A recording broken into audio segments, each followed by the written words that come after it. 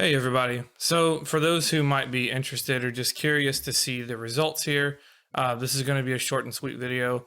Basically, I saw in some comments on the Spectrum Media group, I don't remember what they're called on Facebook, but you know, Glenn Fricker.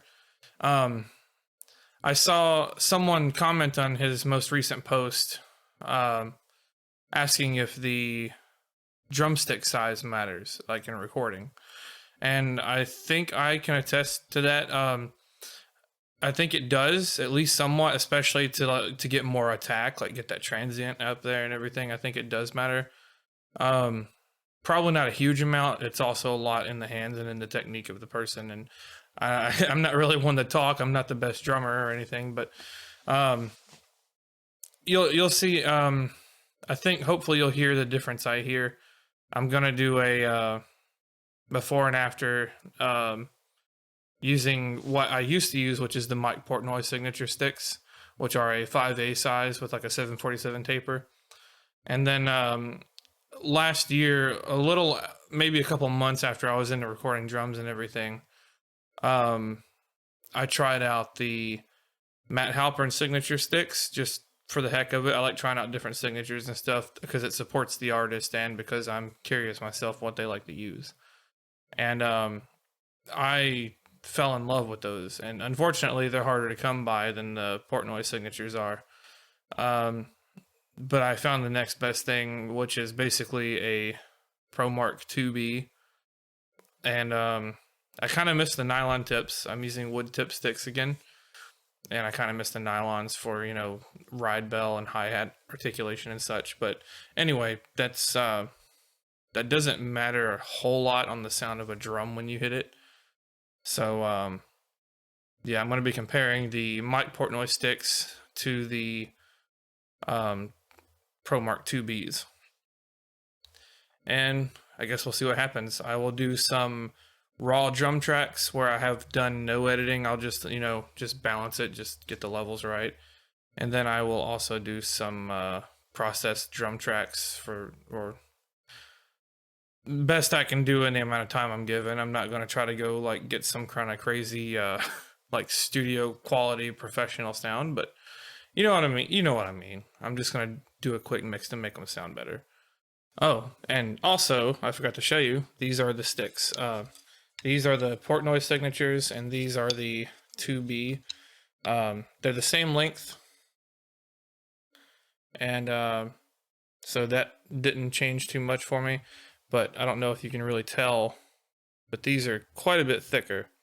I can definitely tell in the hands, because these, after I got used to the thicker ones, these feel tiny, and they're really fast. I will give them that. When you get moved to a bigger, heavier stick, you'll feel kind of slow for a while, but then you'll eventually adjust to it. But to get the power that these put out, I have to hit a lot harder with this, and it just kind of takes more effort after a while. You would think using heavier sticks takes more effort, but it takes less effort with heavier sticks to get more power. It's kind of a weird balance there, I guess. But yeah, so let's get into it. So these are the ProMark Mike Portnoy signatures. They are a 5A size.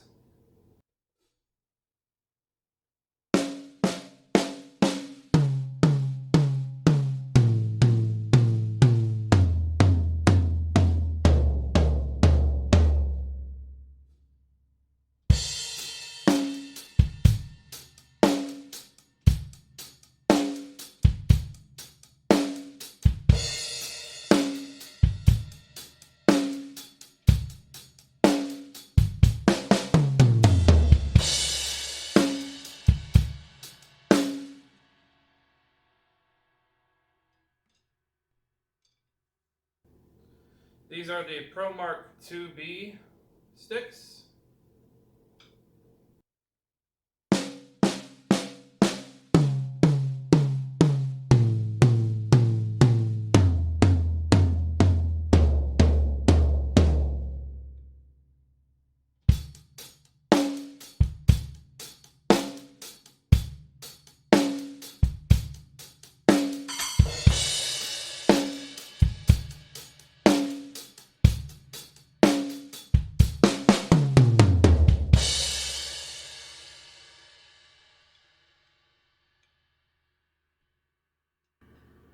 through the difference with the rim shots.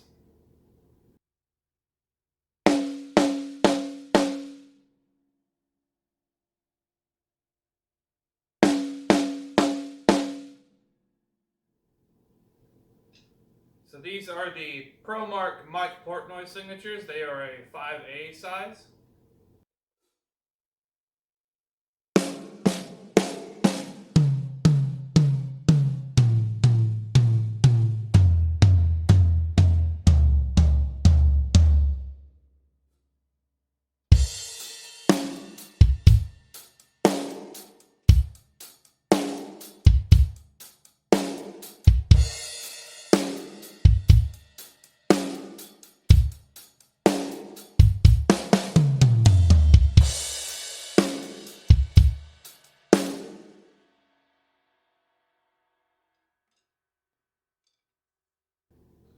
These are the ProMark 2B sticks.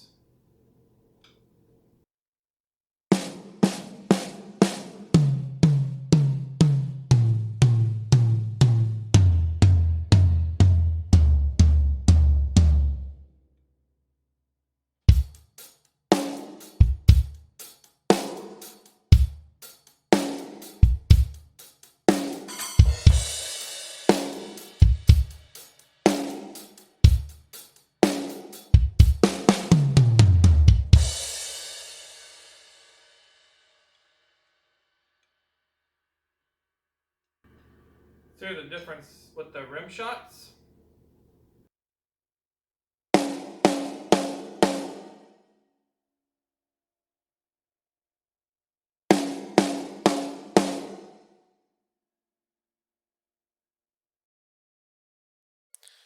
Okay, so that wasn't the most scientific of tests. I know that.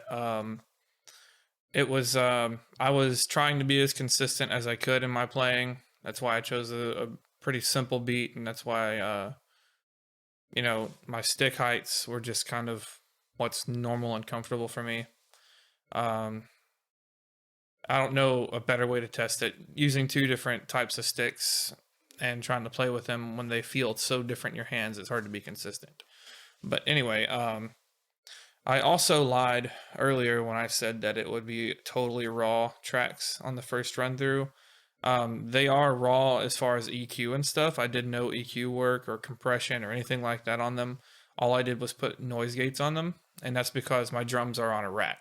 And when you have all your drums mounted on one rack and it vibrates, you hit one drum and you start getting these resonances that are kind of like humming and stuff. So I put noise gates on there just to clean that up, but they're very soft gates, I guess if you want to call it that. They're not super tight and stuff like they are in the other mix. But yeah, that's all I did, just gates and volume levels on the first set that you heard me go through. And then I took those same exact tracks and processed them. So it's the same track that you just heard, just processed. I think I heard more difference in the processed tracks than in the raw tracks, especially with the rim shots at the end there. But yeah, that's just my analysis.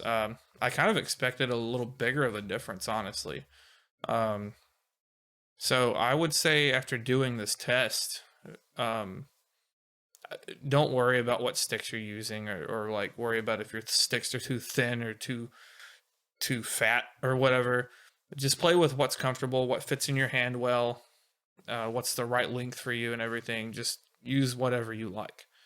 And if you want more power, just practice rim shots more and practice, I don't know, hitting harder or something. Whatever it takes to get the sound you need. Because the sticks aren't everything, and you can play soft with heavy sticks and you can play hard with light sticks. It doesn't matter. But anyway, yeah. What did you guys think? Leave a comment. Did you hear anything